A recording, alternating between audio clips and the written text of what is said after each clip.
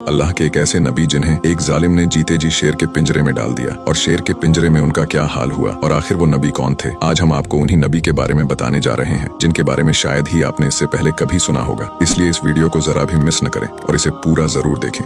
जिस नबी के बारे में आज हम आपको बताने वाले हैं उनका नाम हजरत दानियाल अलैहिस्सलाम है। दानियाल अलैहिस्सलाम अल्लाह के बहुत ही नेक पैगंबर गुजरे हैं जो बनी इजराइल के जवाल के आखिरी दौर में यरूशलेम पैदा हुए थे। जब दानियाल अलैहिस्सलाम बड़े हुए तो ये दौर बनी इजराइल का बदतरीन दौर था और उस दौर में लोग बदामालियां, जुल्म, जिनाकारी और तरह तरह के जुल्म में मुब्तिला थे और पूरी तरह अल्लाह के नाफरमान हो चुके थे। लिहाजा अल्लाह का अजाब इस कौम पर बख्त नसर के रूप में कहर बनकर आया। बख्त नसर उस समय बाबिल यानी बेबीलोन का एक जालिम बादशाह था। उसने बनी इसराइल कौम पर हमला कर दिया और यहूदियों की मुकद्दस इबादत खाना हैकले सुलेमानी को तबाह व बर्बाद कर दिया। दानियाल अलैहिस्सलाम का मानना था कि चूंकि बनी इसराइल पूरी तरह से गुनाहों में मुब्तिला हो चुके थे, इसलिए बख्त नसर पर उनका हमला अल्लाह की तरफ से उन पर अजाब था और उसकी तरफ से दी जाने वाली सजा बिल्कुल दुरुस्त और सही है। बख्त नसर ने यरूशलेम को पूरी तरह से बर्बाद कर डाला और गरीब लोगों का कत्लेआम किया और बाकी बचे लोगों को गुलाम बनाकर अपने साथ घसीटते हुए बाबिल ले गया। उन्हीं गुलामों में हजरत यर्मिया और हजरत दानियाल अलैहिस्सलाम भी थे। एक दिन बख्त नसर ने रात में एक अजीब ख्वाब देखा। उसने देखा कि एक बड़ा बुत जिसका सर सोने का था और दरमियानी हिस्सा चांदी का, नीचे का हिस्सा तांबे का और पैर लोहे के थे। उस बुत पर आसमान से एक पत्थर गिरा जिससे वो बुत पूरी तरह टूट फूट गया। वो पत्थर जो आसमान से गिरा था वो इतना बड़ा हो गया कि पूरी जमीन उससे भर गई। बख्त नसर इस ख्वाब से काफी हैरान हुआ और अपनी पूरी सल्तनत से नजूमियों को बुलाया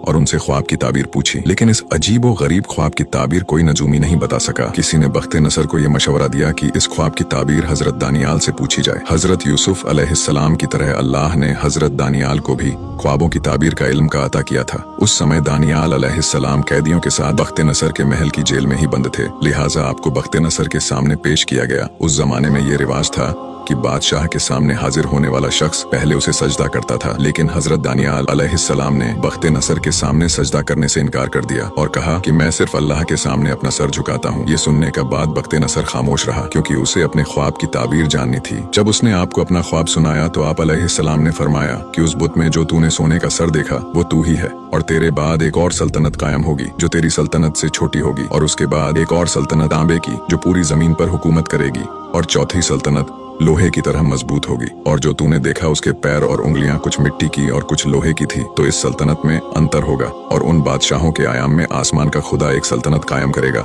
जो हमेशा कायम रहेगी और उसकी हुकूमत किसी दूसरी कौम के हवाले नहीं की जाएगी। फिर दानियाल अलैहिस्सलाम ने कहा कि तेरी हुकूमत का जल्द खात्मा होगा और दूसरी कौमें गालिब आ जाएंगी। बादशाह बख्त नसर दानियाल अलैहिस्सलाम की काबिलियत देखकर काफी प्रभावित हुआ और उसने हजरत दानियाल को महल में नौकरी दे दी। बख्त नसर जब भी सवाल करता तो दानियाल अलैहिस्सलाम महल के बाकी लोगों से सबसे अच्छा जवाब देते थे। हजरत दानियाल ने महल में रहते हुए कभी भी हराम खाना नहीं खाया। आप सादा खाना और पानी पर अपना गुजारा किया करते थे, लेकिन अल्लाह ने इस सादे खाने में ही इतनी बरकत अदा की कि आप वहाँ के लोगों से ज्यादा सेहतमंद नजर आते थे। हजरत दानियाल हर वक्त अल्लाह की इबादत में मशगूल रहते और रोज 3 बार बैतुल मुकद्दस की तरफ अपना रुख करके अपने रब की बड़ाई बयान करते थे। कुछ समय बाद बख्त नसर को परेशान करने वाले ख्वाब आने शुरू हो गए, जिसकी ताबीर करते हुए हजरत दानियाल ने फरमाया कि तेरी हुक्मरानी तभी महफूज रह सकती है जब तू अल्लाह की हुक्मरानी मंजूर करेगा। और आपने उसे नसीहत दी कि इस सूरत हाल से बचने के लिए गरीब लोगों पर अपने खजाने का रुख खोल दे, भूखे और मोहताजों की मदद कर,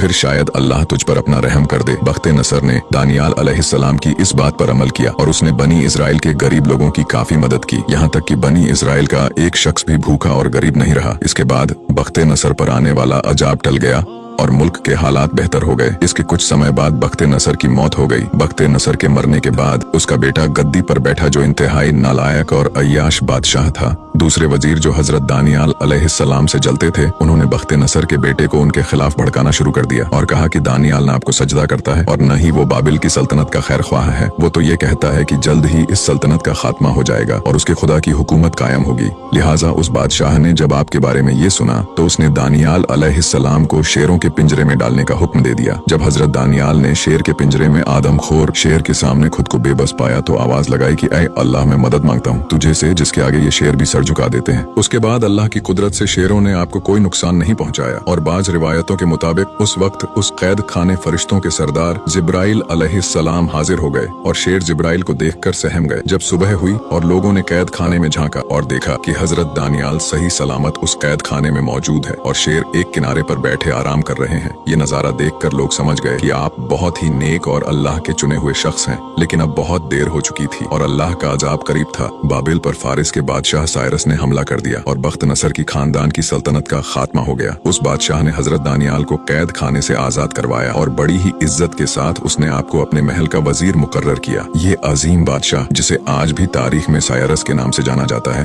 कुरान पाक में आपका नाम हजरत जुल्करनैन के नाम से आपका जिक्र मौजूद है। हजरत दानियाल ने बख्त नसर को जो ख्वाब की ताबीर बताई वो बाद में पूरी हो गई। ख्वाब में आने वाली उस बुत के सोने के सर से मुराद बाबिल की सल्तनत थी। दूसरी मुमलिकत यानी चांदी का सीना यानी फारिस की सल्तनत थी, जो कि बाबिल की सल्तनत के बाद कायम हुई। तीसरी सल्तनत यानी तांबे की राने यानी यूनान की सल्तनत थी, जिसमें सिकंदर यूनानी के बादशाहत के दौर में सल्तनत फारिस का पूरी तरह खात्मा कर दिया था। आखिर में कुछ लोहे और कुछ मिट्टी की टांगे रोमन एम्पायर थी, जो कि बाद में दो हिस्सों में बट गई थी। यहूदी और नसारा कोई इसमें से जरा भी शक नहीं करते कि इन चारों सल्तनतों के खात्मे के बाद एक सबसे बड़ी हुकूमत कायम होनी थी, जो आसमानी खुदा की हुकूमत होगी और इन सबसे बड़ी, अजीम और दुनिया में इंसाफ कायम करने वाली होगी।